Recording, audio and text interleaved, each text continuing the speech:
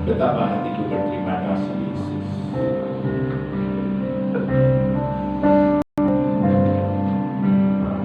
Betapa hatiku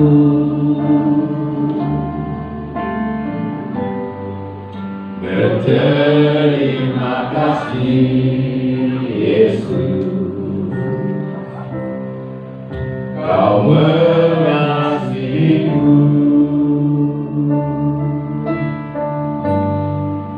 Kau memilikiku,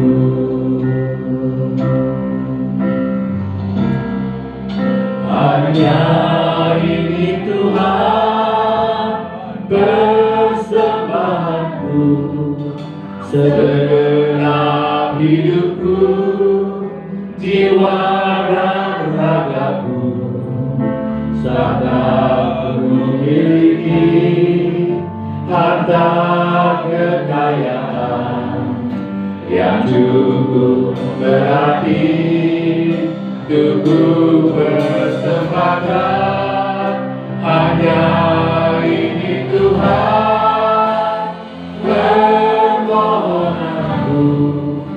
Terimalah Tuhan persembahanku, pakailah hidupku sebagai alatmu, seumur hidupku.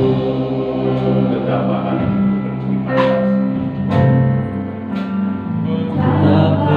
hatiku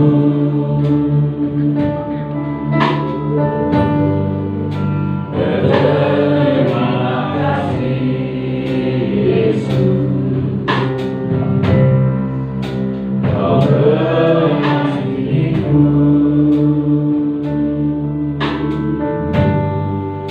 Kau memilikiku,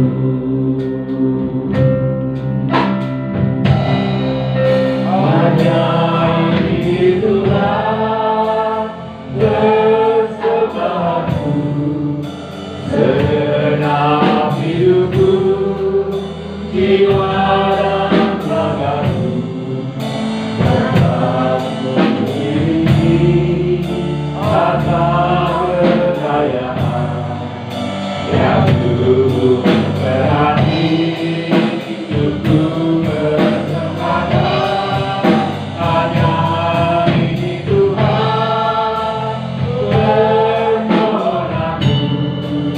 Terimalah Tuhan persembahanku, pakailah hidupku sebagai alatmu, seumur hidupku. Sekali lagi betapa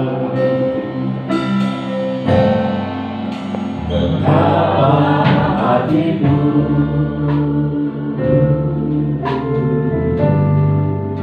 berterima kasih Yesus. Tuhan, inilah hati kami. mengasihiku. Kami berterima kasih Tuhan buat semua yang sudah Kau lakukan, yang sedang Kau lakukan, yang akan Kau lakukan di dalam kehidupan kami. Engkau-lah Tuhan yang berkehidupan.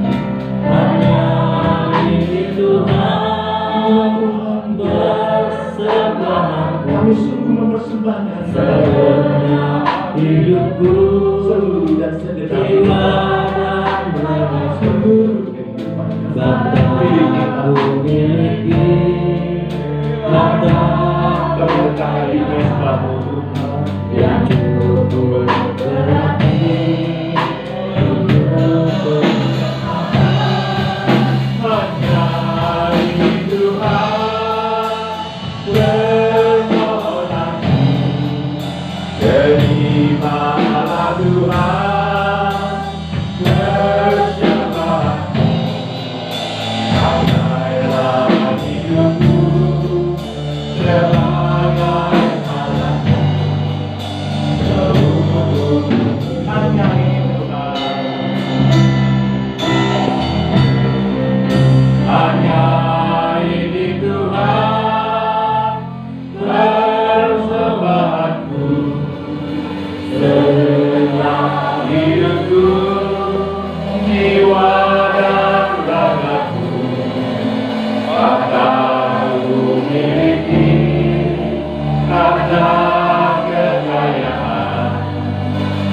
cukup berarti untuk persembahkan hanya ini Tuhan permohonanku. Terimalah Tuhan persembahanku, pakailah hidupku sebagai alatmu seumur hidupku. Saudara, Tuhan tidak meminta apapun yang lebih dari hidup saudara. Tuhan hanya menginginkan dan merindukan kasih saudara kepadanya. Karena Dia begitu mengasihi saudara.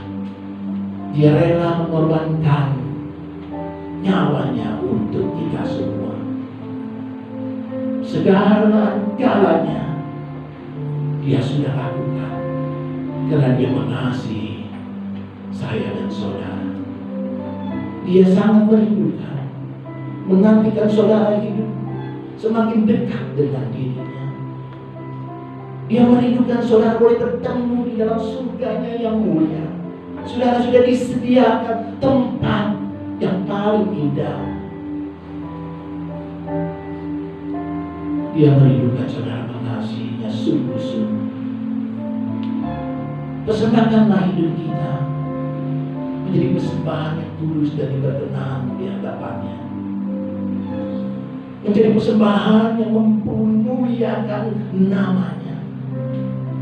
Supaya saudara dan saya dipakainya, menjadi alatnya, dalam tangannya, bagi dunia ini, bagi sesama, bagi orang-orang yang masih terhilang. Tuhan sudah dekat datang. Biarlah kesempatan yang masih ada ini, pergunakanlah dengan hikmat, dengan bijaksana. Kita berikan hidup kita untuk lebih sungguh-sungguh kepada Tuhan. Tuhan, inilah hidupku, pakailah hidupku Tuhan, jadi alatmu. Apapun aku mau, apapun yang Engkau kehendaki, aku taat, aku mau Tuhan. Sebab tidak bisa aku lebih membalas cinta kasih Tuhan dari apa yang kesanggupanku untuk memberikan hidupku bagi kemuliaan Tuhan. Hanya ini Tuhan.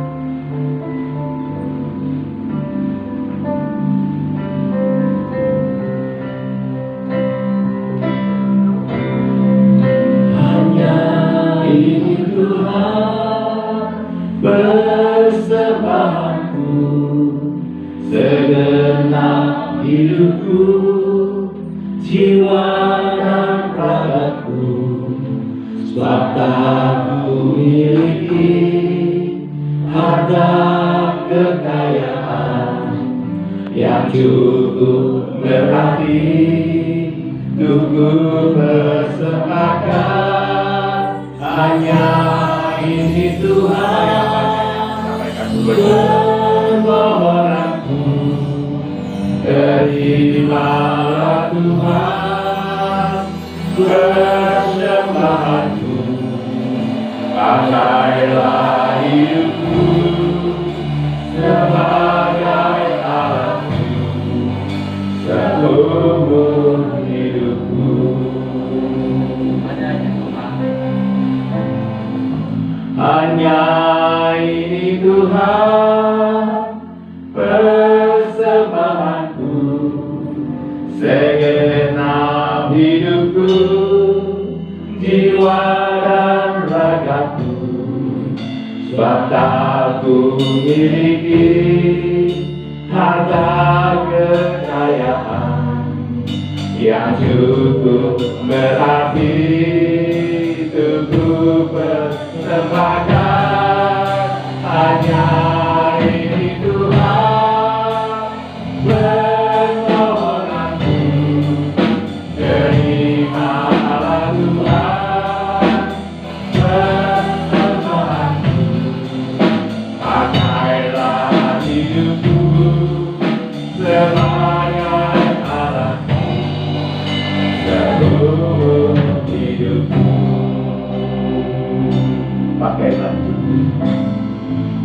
Pakailah hidupku sebagai Allahku seumur hidupku.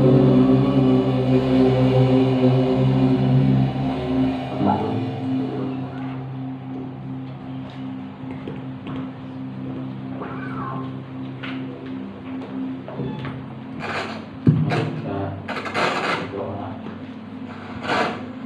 untuk membuka firman Tuhan pada siang hari ini.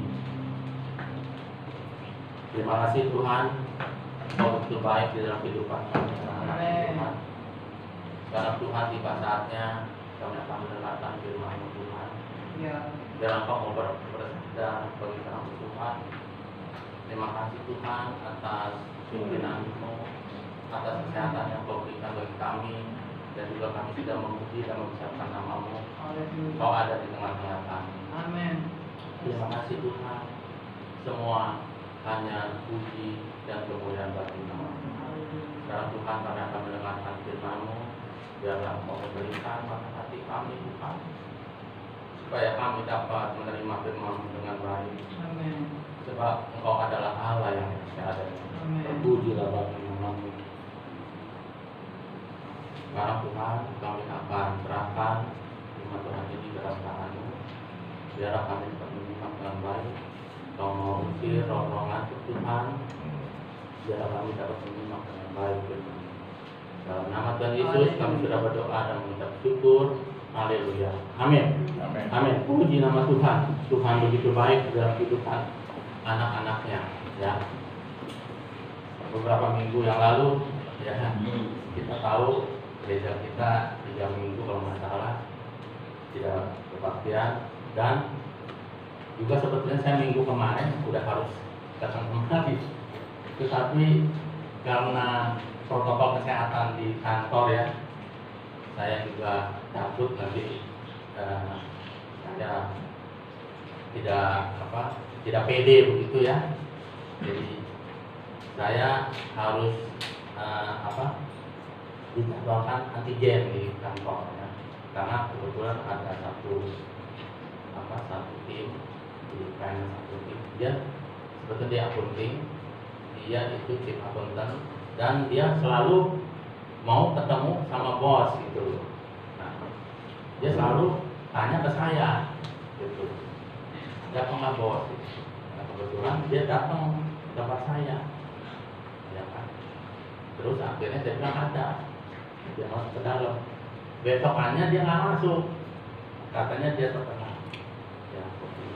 Nah, yang dekat-dekat ini ya, karena prokes dari kantor harus menyatakan isolasi dulu, maksudnya kamu periksa dulu kamu negatif atau enggak. Kalau negatif baru bisa masuk ya. Saya ternyata negatif ya. Tapi di kantor itu ketat sekali ya.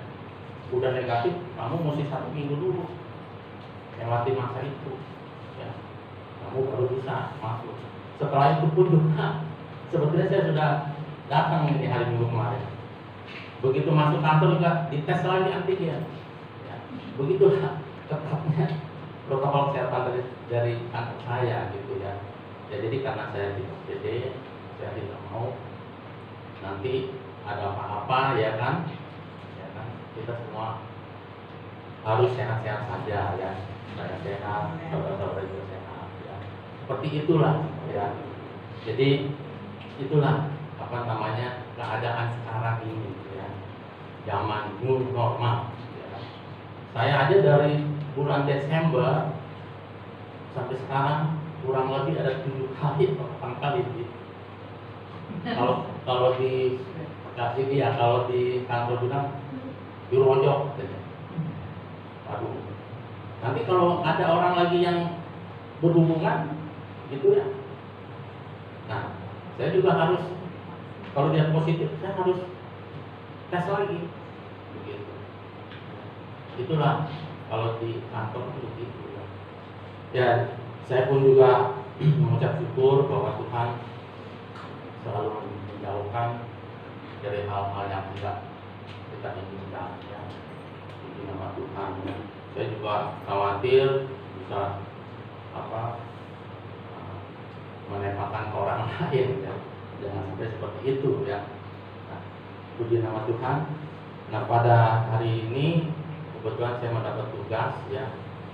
Sebetulnya tugas saya itu bulan Maret kemarin karena ada sesuatu hal yang karena kita tidak kebagian di sini jadi mundur dan saya kebagian hari ini gitu ya. Puji nama Tuhan. Baiklah, kita lupakan itu semua ya. Saya pada pagi ini akan membawakan firman Tuhan. Ya, ini kan tentang pengharapan. Ya, kita tahu kalau yang namanya pengharapan itu kita sebagai anak Tuhan mengharapkan yang baik, ya. Tidak mengharapkan yang buruk, ya. Kita mengharapkan yang baik, mengharapkan sesuatu yang bermanfaat bagi keluarga, bagi orang lain, ya. Juga bagi diri kita sendiri. Pengharapan itu akan muncul kalau kita benar-benar bersekutu dengan Tuhan. Kalau benar-benar kita selalu dekat dengan Tuhan, ya. Itu sesuatu hal yang harus kita lakukan di dalam kehidupan kita tiap-tiap hari, ya. Nah, saya senang kita mau baca di dalam satu ayat aja ya, yaitu di dalam Yosua pasal 1 ayat 9. Kitab Yosua adanya di Perjanjian Lama. Yosua 1 ayat 9. Saya bacakan saja ya. Bukankah kita bisa baca Yosua 1 ayat 9. Kita bisa baca pakai ini ya. Bisa pakai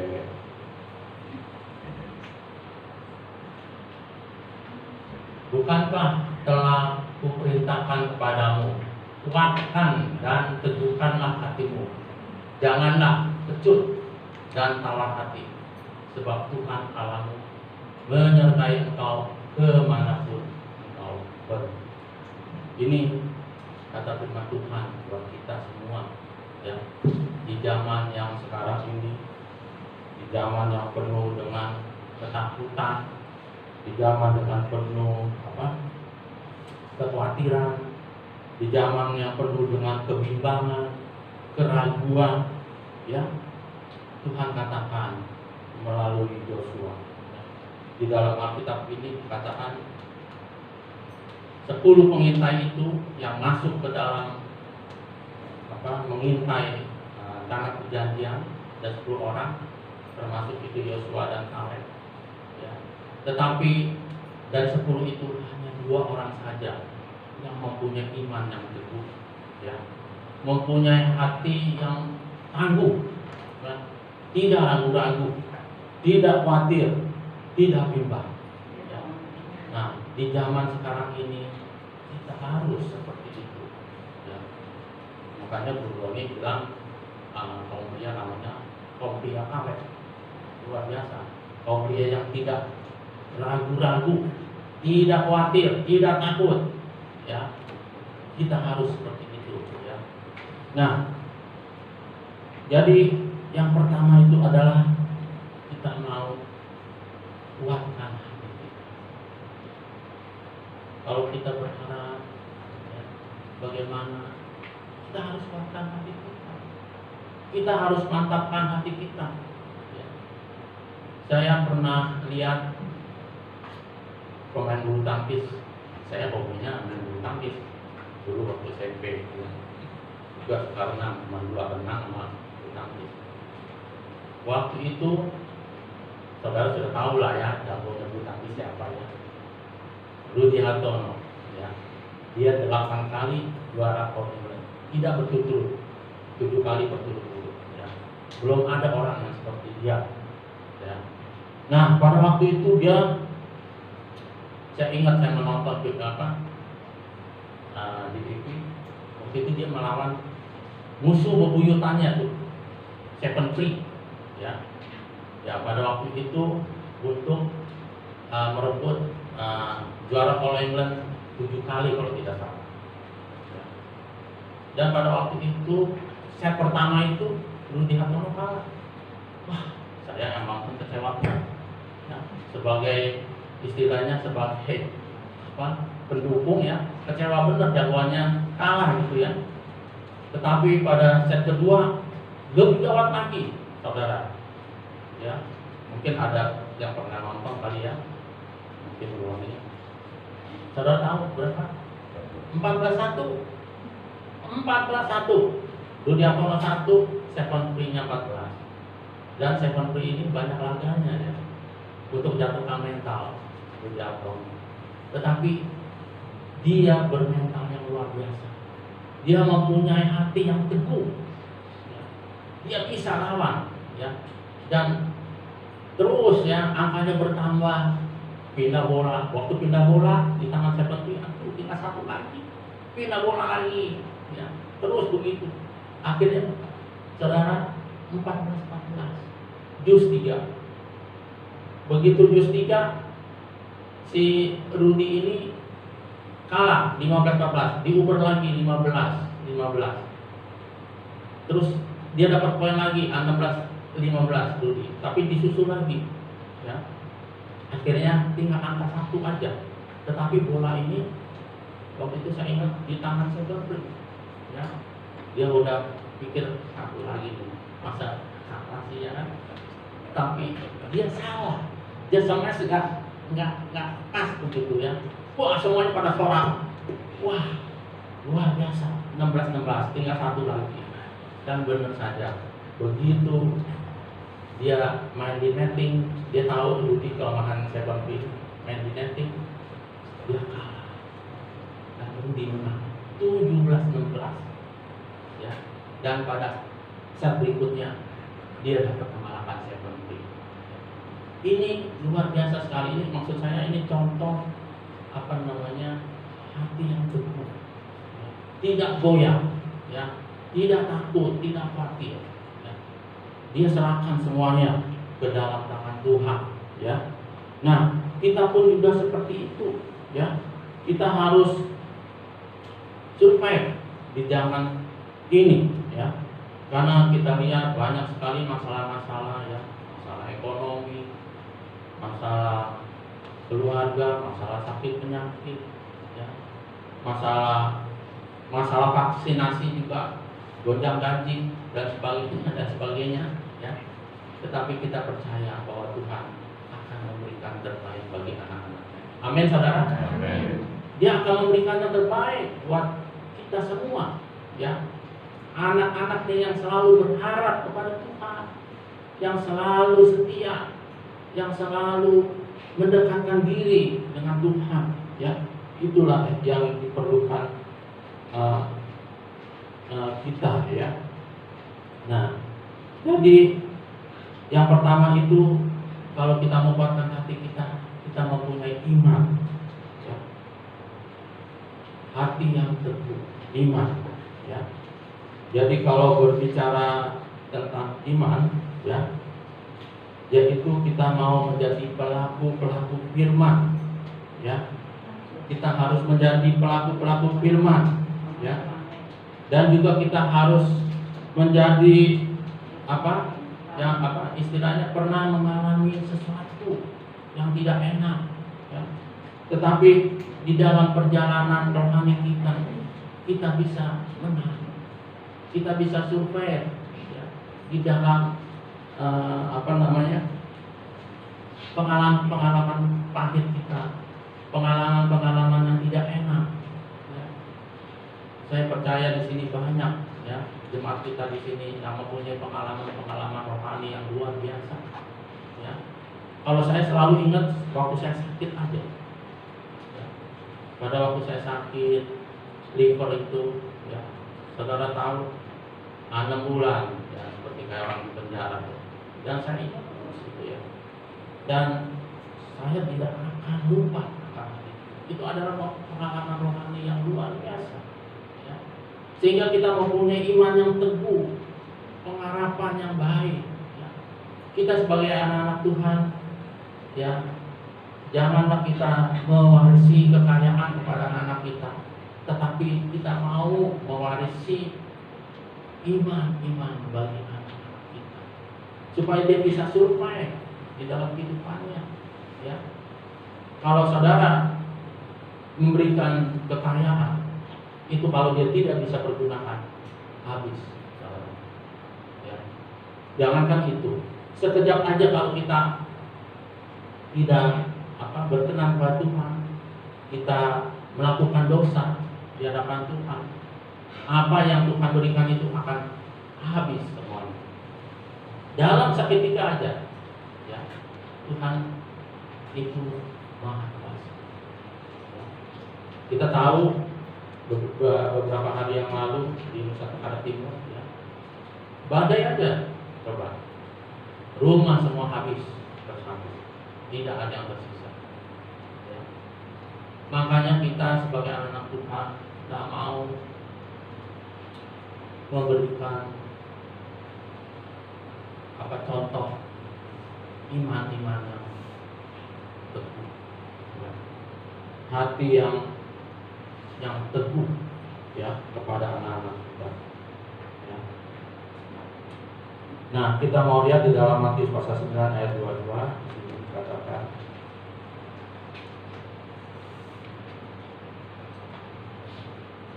Matius pasal 9 ayat 22 di sini dikatakan, bukankah telah ku perintahkan kepadamu, ya. Belum ganti, ya. Sorry.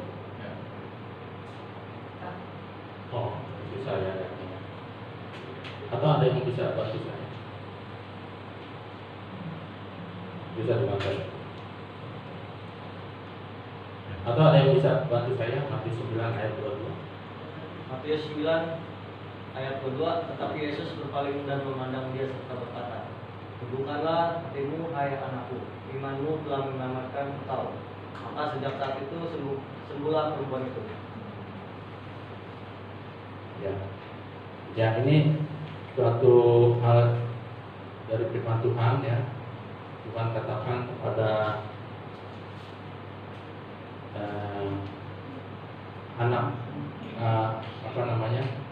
hai anak-anakku, imanmu telah menyelamatkan engkau, maka sejak itu sembuhlah perempuan itu. Ini seorang perempuan yang sakit, ya. Yesus berpaling dan memandang dia serta berkata, teguhkanlah hatimu, hai anakku, imanku telah menyelamatkan engkau, maka sejak saat itu sembuhlah perempuan itu.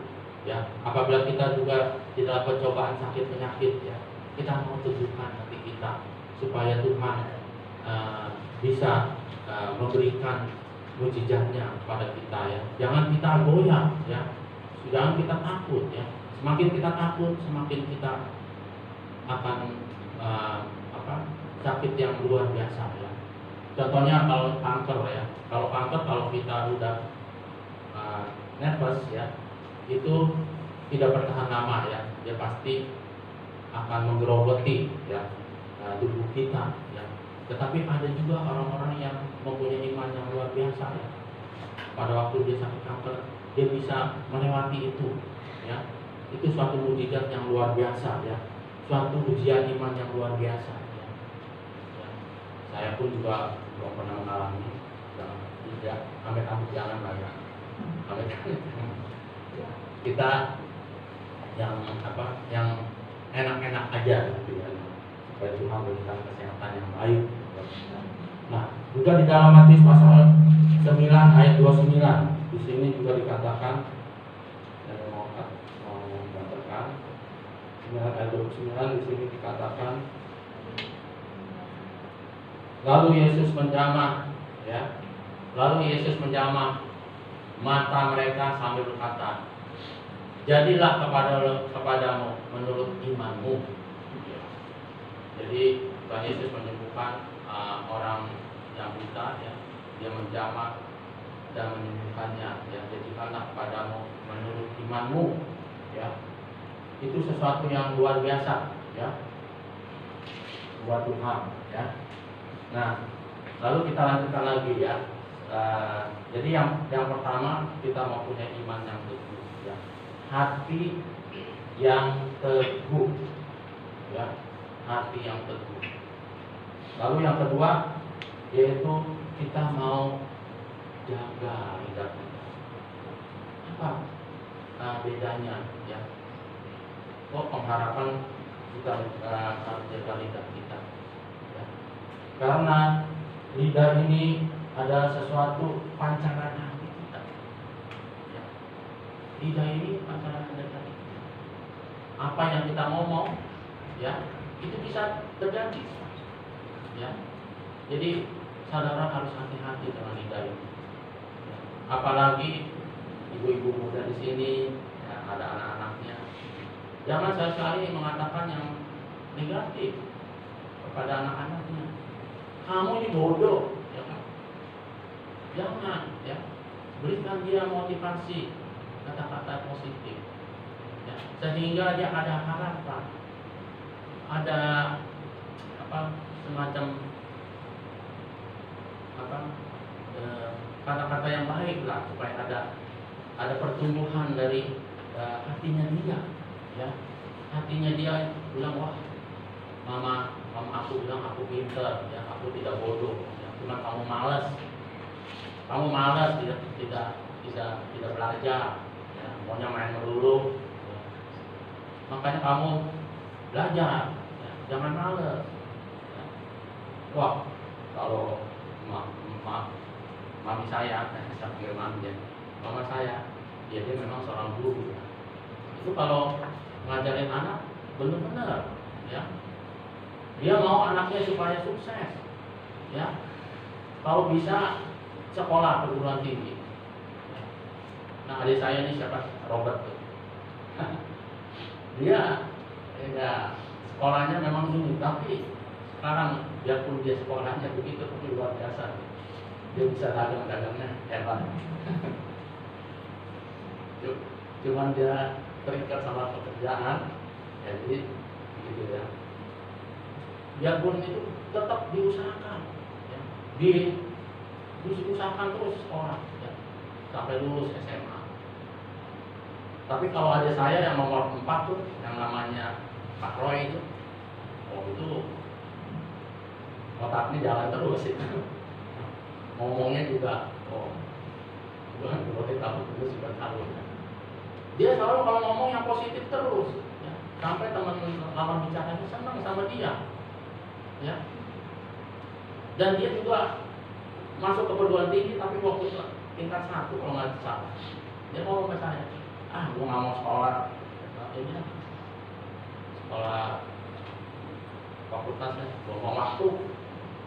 Yang bener iya ngapain buang waktu. Dia berhenti. Tapi setelah itu gue mau dagangan katanya.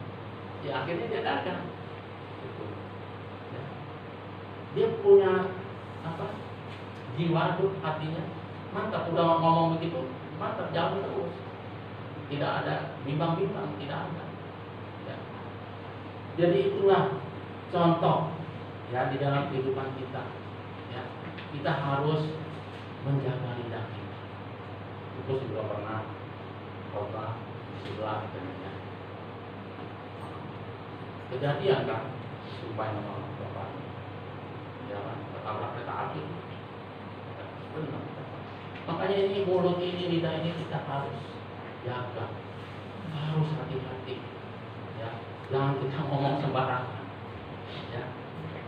Dan lidah kita pun juga kita bisa memberikan yang baik, yang positif buat teman-teman kita, buat keluarga kita, buat anak kita, cucu kita ya. Saya terus terang aja, istri saya juga sering ketemu saya, tapi saya tidak ceritain pokoknya apa, nanti kan kelihatan nanti ya kan. Dia tegur saya. Bruno juga pernah ya. Dulu itu kalau ngomong yang positif aja, jangan negatif.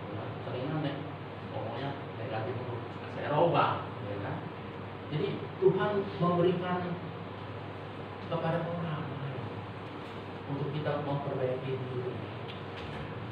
Bisa siapa aja bisa ya. Siapa aja bisa. Jangan kita merasa kita udah hebat, kita tua. Yang muda pun juga bisa memberikan motivasi. Contohnya cucu saya kan nyampe main begini nih. Saya pernah dari TV, kalau main itu game, tangannya kan. Nah dia ajakin main game sama saya. Saya bilang, ya nggak bisa, katanya. Anak segitu gitu bilang, bisa. Gimana? Dia tunjukin. Dia mau main itu yang kayak gitu. Maksudnya dia sama saya ini apa yang lebih bagus, saya lebih pintar.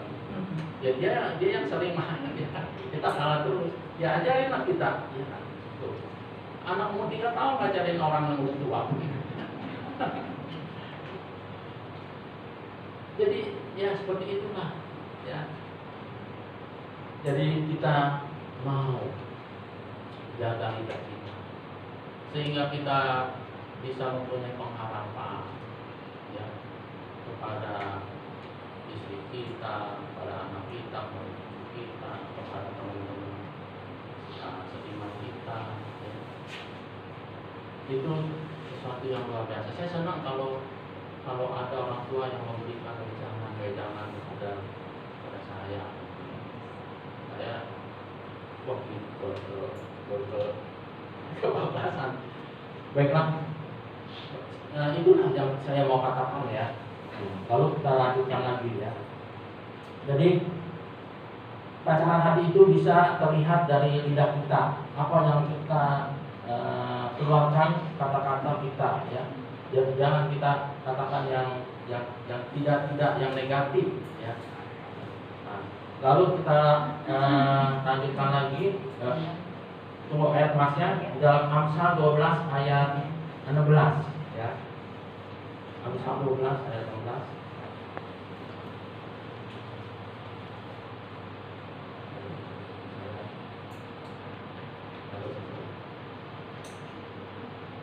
Ini iya. Bodohlah yang menyatakan sakit hatinya seketika itu juga, tetapi bijak yang mengabaikan cemoohan.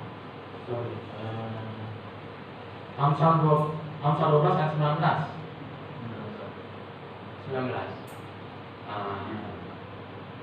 Ini dia. Bibir yang mengatakan kebenaran tetap untuk selama-lamanya, tetapi lidah dusta hanya untuk sekejap mata. Lalu ada lagi di dalam Amsal 17 ayat 20. Amsal 17 ayat 20. Nah, di sini dikatakan orang yang serong hatinya tidak akan mendapat bahagia. Orang yang memutar-mutar lidahnya akan jatuh ke dalam celaka, ya. Nah, itu sesuatu kawasan buat kita. Amsal 18 ayat 21. Amsal satu lagi, Amsal 18 ayat 21. Nah, ini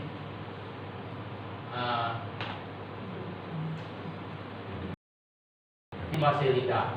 Ini ayatnya yang saya mau jelaskan. Hidup dan mati dikuasai lidah. Siapa suka menggemakannya akan memakan buahnya. Jadi saudara mesti ingat nih ayat ini. Ya. Ayat Amsal 18 ayat 21 ya, yang tadi saya katakan. Hidup dan mati dikuasai lidah. Ya. Siapa suka menggemakannya akan memakan buahnya. Ya. Ini sesuatu awasan buat kita sebagai orang-orang beriman. Lalu bisa lanjutkan lagi, bagaimana caranya kita mempunyai harapan, yaitu kita mau berdoa, ya. Berdoa itu sesuatu yang luar biasa, ya, yang Tuhan akan berikan kepada kita, ya. Kalau kita semakin dekat dengan Tuhan, yang seperti seketika ini Tuhan yang di atas, ini kita. Jadi semakin kita dekat dengan Tuhan, semakin kita mempunyai hubungan yang baik. Kita kenal dengan Bapa kita di surga, ya. Kita mempunyai hubungan yang baik, ya. Doa itu adalah sesuatu nafas, ya, bagi kehidupan orang-orang percaya, ya. Kalau tidak ada doa, kayaknya kurang, ya. Kita harus berdoa, ya. Makanya saya setiap hari Rabu suka datang ke sini untuk berdoa bersama-sama, ya. Kita mau berdoa, ya. Kita mau mempunyai hubungan yang baik, ya. Kita mau kuatkan hati kita dengan berdoa, dengan tidak jemu-jemu, ya. Suatu tindakan iman agar rohani kita bisa bertumbuh, ya, melalui doa ini, ya. Melalui doa ini iman percaya kita akan bertumbuh, ya. Apa yang kita rasakan, apa yang menjadi masalah, apa yang menjadi problem, apa yang menjadi tantangan hidup kita doakan di bawah kaki Tuhan. Kita mau doakan juga teman-teman seiman kita mau doakan juga keluarga kita yang di dalam masalah, di dalam sakit penyakit, kita mau doakan, ya. Kalau kita doakan, Tuhan akan melihat senang hatinya, ya.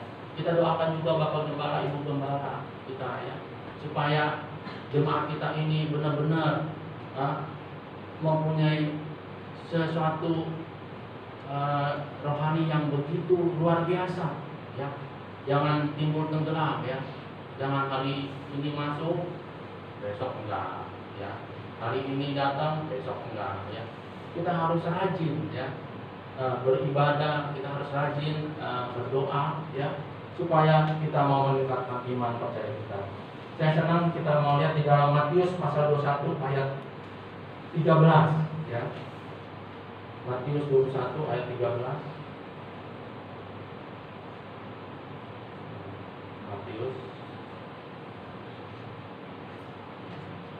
Matius 21 ayat 13, di sini dikatakan, dan berkata kepada mereka, ada tertulis, rumahku akan disebut rumah doa, tetapi kamu jadikannya sarang penyamun, ya. Ada lagi Matius 26 ayat 39. Matius 26 ayat 39, di sini dikatakan,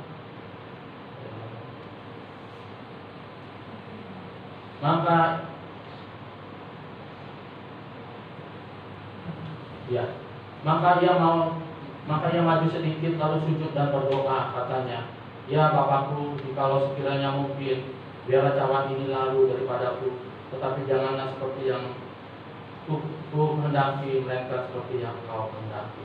Ini sesuatu penyerahan diri dari Tuhan Yesus pada waktu Tuhan Yesus mau disalibkan, ya, untuk menebus dosa-dosa kita, ya. Sesuatu hal yang luar biasa, ya. Kita mau, ya, mengikuti teladan daripada Tuhan kita Yesus itu. Oleh sebab itu kita mau selalu berhubungan dekat dengan Tuhan. Dan yang keempat, yaitu kita mau membaca firman Tuhan, ya. Membaca firman Tuhan ini sesuatu yang baik, ya, di dalam kehidupan rohani kita, ya. Jangan kita tinggalkan, ya, baca firman Tuhan itu, ya. Firman Tuhan itu merupakan suatu untuk membuka hati kita, ya, pada waktu kita membacanya, ya. Kita persiapkan diri kita pada waktu kita membaca firman Tuhan. Kita harus taat, ya, apa yang diperintahkan oleh Tuhan, ya. Kita harus rajin-rajin membaca firman Tuhan. Kita harus rajin-rajin mendengarkan firman Tuhan, ya. Saya selalu meluangkan waktu saya, kalau saya pulang kantor, saya selalu menyetel radio rohani seperti Hotline dan lain-lainnya. Saya dengarkan lagu-lagu pujian, itu sangat menyejukkan hati kita, ya. Kita mau, ya, membaca, ya. Saya selalu siapkan bacaan-bacaan di dalam Alkitab ini, ya. Dan mungkin juga Bruno suka kirim, ya, firman Tuhan itu, ya. Kita mau renungkan, ya. Kita mau persiapkan diri kita, ya, apa yang Tuhan kehendaki di dalam kehidupan kita. Kita mau menyenangkan hati Tuhan di dalam kehidupan kita tiap-tiap hari, ya, supaya kita menjadi teladan, ya, supaya kita menjadi yang terbaik, ya. Firman Tuhan itu merupakan pelita bagi kaki kita, ya, terang bagi jalan kita, ya. Firman Tuhan itu merupakan suatu pelita hati, ya. Firman Tuhan itu suatu suluh, suatu penerangan, ya, di dalam hati kita. Firman Tuhan itu juga menjadi kompas, ya, di dalam perjalanan hidup kita. Banyak sekali firman-firman Tuhan yang luar biasa, yang Tuhan janjikan, yang Tuhan memberikan peringatan, yang Tuhan menegur, ya, yang Tuhan memberikan kekuatan, ya, pada waktu kita lemah, ya. Di dalam firman Tuhan itu banyak hal-hal yang luar biasa, ya. Itulah yang namanya roti kehidupan. Kita sebagai orang percaya jangan lupa untuk berdoa dan membaca firman Tuhan, ya. Saya salut dengan saudara kita yang itu, ya, yang dia taat sekali menjalankan ibadahnya, ya. Dia sangat taat sekali apa yang ada di dalam Injilnya dia, ya, kayak Tuhannya dia. Itulah yang Tuhan mau supaya kita menyiapkan hati kita, supaya kita tidak tergoyahkan, ya, supaya kita ada pengharapan di dalam kehidupan kita tiap-tiap hari. Dan yang terakhir adalah kita mau merendahkan hati kita, merendahkan hati kita, ya. Tuhan katakan, ya, iman, pengharapan dan kasih, ya. Yang paling besar adalah kasih. Kita mau merendahkan hati kita mau memberikan kasih kita kepada sesama jemaat, ya, orang-orang percaya, sesama seiman kita, ya. Kita mau juga memberikan kasih kepada keluarga kita, ya. Itu merupakan sesuatu hal yang luar biasa, ya. Kasih itu bukan saja memberi dengan hal-hal yang materi, ya, tetapi banyak sekali kasih yang kita bisa berikan, ya. Mungkin kita bisa berikan petunjuk, ya. Mungkin kita bisa berikan motivasi kepada orang-orang yang lemah, ya, biar mereka dikuatkan, ya. Oleh sebab itu, ya, kita harus penting sekali, ya, untuk memberikan kasih kita kepada Tuhan, ya. Kita sebagai orang percaya, orang Kristen terkenal dengan kasihnya, ya. Jadi kita harus memberikan kasih kita kepada orang-orang yang bukan di luar Tuhan pun juga, ya. Selain seiman, kita di lain iman juga kita harus memberikan kasih kita, ya.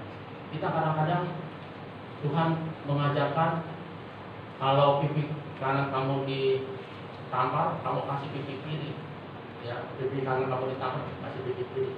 Siapa yang mau, ya kan? Itu cuma hiasan saja, ya. Hiasan saja, ya. Jadi istilahnya kita mau memberikan kasih kita. Misalnya ada orang yang bersalah pada kita, ya, kita tidak perlu dendam, kita tidak perlu bermusuhan, ya. Tetapi kita mau mempunyai kasih. Kita doakan, ya, supaya dia bisa berbalik kepada kita, ya. Itu yang Tuhan kehendaki di dalam kehidupan kita. Demikianlah firman Tuhan pada siang ini mengenai pengharapan, ya. Yang pertama yaitu kita harus kuatkan, ya, teguhkan hati kita. Bagaimana caranya? Kita harus mempunyai iman yang teguh. Kita harus menjaga lidah kita. Kita harus berdoa. Kita harus membaca firman Tuhan. Dan yang terpenting yaitu apabila kita mempunyai pengharapan, kita harus juga merendahkan hati kita, ya. Rendahkanlah hati kita. Tuhan selalu mengalirkan airnya kepada yang rendah.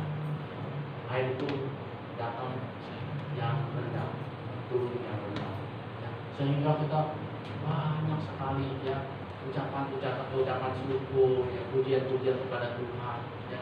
Sehingga apapun yang kita dengar dari dunia tidak tergoyahkan. Kita mempunyai iman yang teguh kepada Tuhan. Puji nama Tuhan. Demikianlah firman Tuhan pada siang ini. Baiklah, saya senang kita menyanyikan satu pujian untuk yaitu hidupku mengenapi firman-Mu.